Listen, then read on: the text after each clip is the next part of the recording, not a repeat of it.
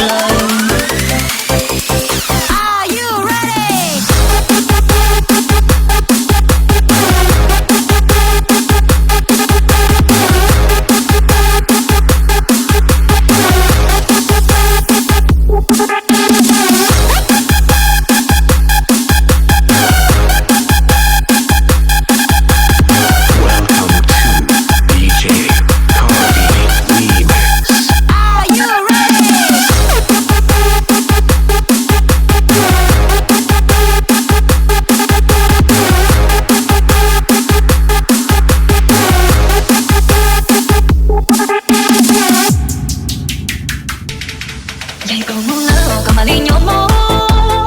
都路线超过寂寞的，干嘛哭泣？